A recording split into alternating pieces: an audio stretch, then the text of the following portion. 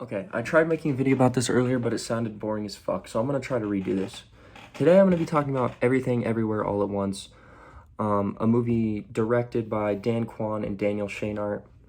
The actors are Michelle Yeoh, who plays Evelyn Wang, Stephanie Hiso, who plays Joy Wang, and Jobu Tupaki, yeah. Jamie Lee Curtis, who plays Deidre, and Ke Huy Kwang, who plays Wayman Wang, and James Hong, who plays Gong Gong. James Hong voices the duck that's Kung Fu Panda's dad in the Kung Fu Panda series. But the movie follows Evelyn Wang. She's the main character. She's living this mundane life where all she's doing is working at a laundromat, and her biggest worry in the world is doing her taxes right now. The tax IRS auditor is Jamie Lee Curtis's character, Deidre. And while going to do her taxes, she is pulled away from her reality by her husband, Wayman Wang, an alternate version of her husband. The basic premise of the movie is the multiverse is real. There's infinite possibilities of yourself. Every small decision you make in life results in a different possibility, a different outcome in your future. So the movie starts off with Wayman pulling her into a different dimension where he says, your multiverse, your reality is at stake. And the person trying to destroy all these realities is none other than her daughter, Joy Wang, who goes by Jobu Tupaki, which is like her alternate identity. And once finding this out, she denies the truth. She's like, no, this can't be real. And then you get some like weird fighting scenes where Wayman like whips out a fucking fanny pack and starts fighting all these IRS security members. And to access your alternate identity in this movie, you have to do something that no one would be expecting. So, for example, Wayman, the first time he transforms into a different alternate version of himself, he eats a piece of chapstick, which is like out of the ordinary. Nobody would expect it.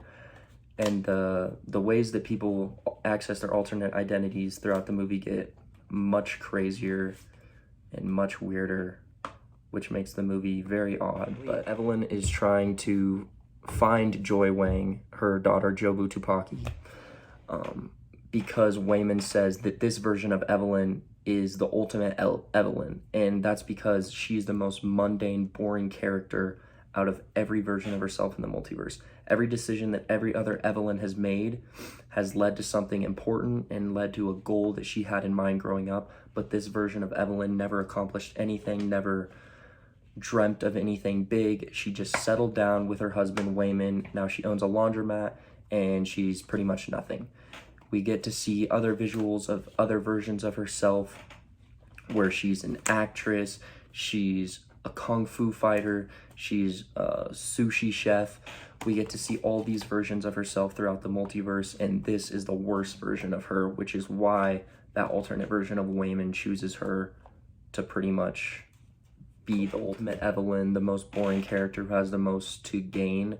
She denies it at first, which really upsets me about this movie, because at the beginning of the movie, you get to see Evelyn just deny this purpose that she's given. Like, if somebody fucking came from a multiverse and started fighting IRS agents after he ate a piece of chapstick, I would believe them. I don't know, maybe I'm fucking nuts, but Evelyn's a little bitch for just sitting there, and she's like, no, I have to go back to doing my taxes. Like, no, the fuck you don't. Taxes are not important in this situation, Evelyn, when you have your own fucking daughter murdering everyone else around you. And this movie turns from very lighthearted and kind of boring to pretty dark pretty quickly, because you have Joy Wang, Jobu Tupaki, her daughter, pretty much converting everyone around her into an alternate version of themselves at the same time as she's converting to an alternate version of herself, and pretty much trying to hunt down Evelyn, because in every universe, Evelyn pretty much oppresses her daughter, and she's not proud of her because she thinks that Joy is becoming her, and ultimately she's not proud of herself because her father doesn't appreciate her, her husband thinks she's boring, and so ultimately Evelyn is pushing all of this onto her own daughter. And in the Alpha verse, the main verse that Wayman's character originally comes from, Evelyn pushes Joy so hard that that's where Jobu Tupaki was pretty much created. She like absorbs every version of herself at once, so she's experiencing infinite realities and infinite lifetimes all at one time, which is pretty much like internally destroying her. And because of this, she wants Evelyn to experience that pain. So she's trying to kidnap this version of Evelyn, which is like the chosen one of the movie, and take her to what she calls the everything bagel, which is another reason why this movie could have lived up to so much more, but it didn't. You have stuff like the fucking everything bagel, like, you know, those bagels that have all the seasoning and all the toppings and shit on them. Well, she turns the multiverse into the everything bagel, where she puts everyone's lives and decisions onto a bagel and then tries to destroy it with a fucking bagel, which is very weird. I like the idea of the movie because it basically says that everything matters and nothing matters at the same time. Because if you choose to think about all the other possibilities in the multiverse, nothing seems real, nothing matters. You're just a speck in an infinite multiverse, and that speck means practically nothing. But by the end of the movie, Evelyn's character realizes that everything does matter. She gains the powers of Joy and Jobu Tupaki later on in the movie, and she's able to experience all these realities at once. And in doing so, Jobu Tupaki wants her to join her and take all of these lives and push them into the everything bagel and pretty much destroy the multiverse. But then while going through all of her realities, she realizes that the only one that matters is the one that you're currently in. And she realizes all the mistakes that she's made that have ultimately led her to where she's at. Her neglect of her daughter, her mistreatment of her husband. And because of this, she realizes that her life right now is as perfect as it can be, and that she needs to live it to the fullest. The movie can get pretty deep at points, and I think that's what made this movie so good for me, was because you have quotes like, "If nothing matters, then all the pain and guilt you feel for making nothing of your life goes away."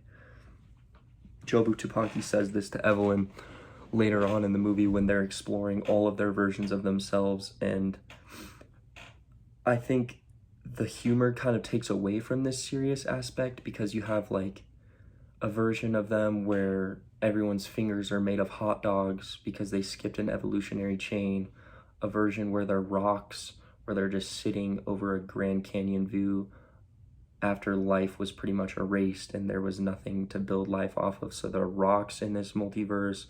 There's a multiverse where Evelyn is like a rice cooker, and one of her coworkers is controlled by a raccoon called Raccoony that's like based off of Ratatouille. It's kind of like a ripoff. But the visuals going through the multiverse was incredible. I mean, there's scenes like this where you get to see Evelyn experiencing all the versions of herself at one time. Visually watching it, it feels like your head's expanding as well. But I think because of this, it shows that you need to live your life to the fullest. I know it sounds kind of fucking stupid and boring, and this sounds like a motivational speech, but truly the movie does show you that there's much more to life than what you realize, and that all of those decisions that you've made aren't what define you, but what you plan in the future, what your goals are, is what defines you.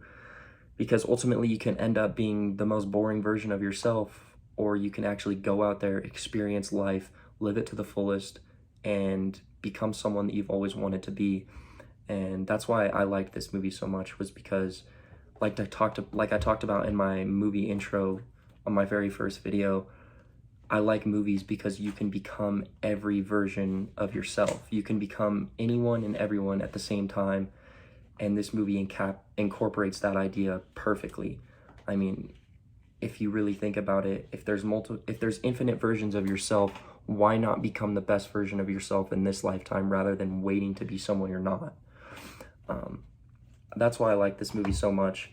I know it's not for everybody. It can be odd at times. There's a little bit of Mandarin dialogue, so there's quite a bit of subcaptions, but I think overall the movie for me was probably like an 8 out of 10. It could have been better. I think if they take the humor aspect out of it, this movie is one of the best movies I've ever seen. But because of the humor and like forced, like weird ideas that they have, like weird costume choices, weird evolutionary choices like I talked about with like the hot dog fingers, that kind of fucking ruined it for me. But I didn't hate the movie, but it's definitely not in my top 10 as of right now. But more reviews coming soon. Hopefully this will get you to watch the movie. I know it's kind of long. It's like 2.5 hours, I think, but I think it's a pretty good watch and can really open your mind to see all the possibilities that are out there. So see you next time.